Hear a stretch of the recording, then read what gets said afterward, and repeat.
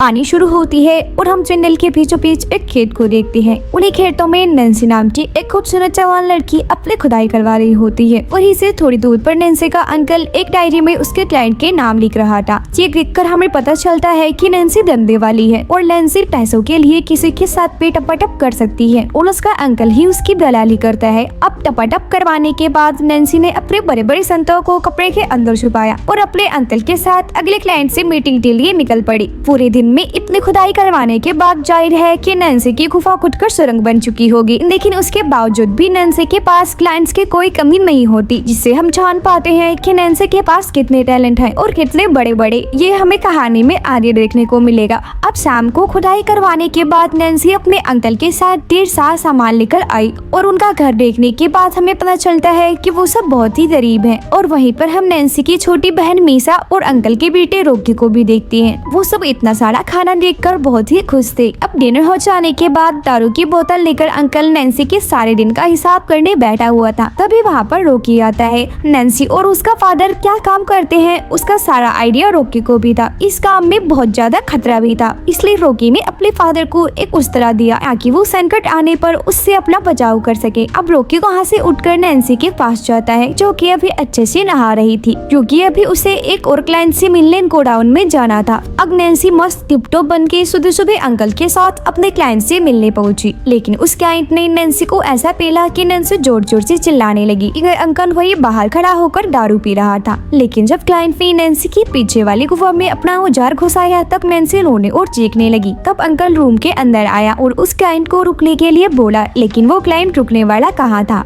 फिर भी जैसे तैसे करके नैन्सी उस क्लाइंट का हथियार अपने गुफा से निकालकर अंकल के पास आ गई। इसके बाद अंकल और उस क्लाइंट के झड़कने उस क्लाइंट ने अंकल को बस थोड़ा सा धक्का ही दिया था, पर अंकल का गला कट गया उस उस्त्रे से जो रॉकी ने उन्हें दिया था। अब मुंह की पली अंकल अपना दम तोड़ देती हैं, जिससे पूरे घर में मातम वाला माहौल छा गया। अब धीरे धीरे उनके सारे पैसे भी खत्म हो रहे थे, लेकिन अंकल के फोन पर अभी भी क्लाइंट्स के फोन लगातार आए जा रही थी। तब मजबूरन नैन्सी को क्लाइंट्स का कॉल अटेंड करना पड़ा, जो कि उसे मीटिंग के लिए बुला रहे थे। अब नैन्सी अकेली तो जा नहीं सकती थी, इसलिए रॉकी उसके साथ जाने का फैसला करता है। अब जंगल में नैन्सी अपने क्लाइंट के घोड़े को अपनी गुफा में घुसवा रही थी और रॉकी अंकल की तरह डायरी में हिसाब करते हुए दूसरे क्लाइंट से बुकिंग कर रहा था। अब रात तक टपाटप करने के बाद जब नैन्सी रॉकी के साथ घर जा रही थी तो उसको एक क्लाइंट के बारे में याद आया, जो उसे ढेर सारे पैसे देने वाला था। तो ये दोनों उस आदमी के पास गए तो पता चला वो आदमी उस गाँव का प्रधान है और वो गाँव का सबसे अमीर आदमी था। लेकिन उसकी एक समस्या ये थी कि उसका बेटा गे था और वो चाहता है कि उसका बेटा मर्द बने। तो उसकी मर्दानगी बाहर निकालने के लिए उसने नैन्सी को बुलाया। इस काम को करने के साथ ही नैन्सी को ये बात राज भी रखनी होगी कि प्रधान का बेटा गे है और वो इस काम के लिए उसे बहुत सारे पैसे भी देता है। लेकिन कमरे में अंदर जाते ही प्रधान के बेटे ने नैन्सी के साथ टपाटप करने से मना कर दिया। तो उन दोनों ने एक प्लान बनाया कि नैन्सी चिल्लाने की आवाज निकालेगी ताकि सबको ऐसा लगे कि प्रधान का बेटा जबरदस्त खुदाई कर रहा है। और होता भी कुछ ऐसा ही है। प्रधान ने नैन्सी पे भरोसा करके ये यकीन कर लिया कि उसका बेटा अभी भी एक मर्द है। अब वहाँ से तासे से घेरा लेने के बाद रॉकी नैन्सी को लेकर घर चला जाता है। अगले दिन रॉकी ने पूरे गाँव में नैन्सी के बारे में प्रचार कर दिया। इससे बहुत सारे मजदूर नैन्सी के गुफा में खुदाई करने आने लगे थे। सब कुछ अच्छा चल रहा था, उनके पास अच्छे खासे पैसे भी आने लगे थे। पर तभी एक दिन उनके इस धंधे के बारे में पुलिस ऑफिसर सैमुअल को पता चला, तो वो तुरंत रॉकी से मिला और उससे अपने कमीशन सेट किया। इसके बाद उसने भी नैन्सी की टांगे उठाकर उसके मुलायम जिस्म की सवारी करी और खुदाई करने का इतना मजा उसे आज तक नहीं मिला था। और यही सैमुअल ने रॉकी को भी अपने गे कांस्टेबल से इंटीमेट होने को बोला और मजबूरी में रॉकी को भी ऐसा करना पड़ा। और इस दौरान उसे काफी बार वोमिटिंग भी हुई, क्योंकि रॉकी ने ऐसा पहले कभी भी नहीं किया था। तब ये सब होते हुए 2 महीने गुजर जाते हैं और अब रॉकी भी काम के औरतों के साथ मीटिंग्स लेने लग गया था। और अब इन दोनों भाई बहन ने मिलकर पूरे गाँव में काफी तगड़ा वाला टपाटप का काम चालू कर लिया था। अब ऐसे ही एक औरत को पेलने के बाद रॉकी नैन्सी के साथ घर जा रहा था, तभी उनको रास्ते में सैमुअल मिला और उनसे अपना कमीशन लिया और आगे बढ़ गया।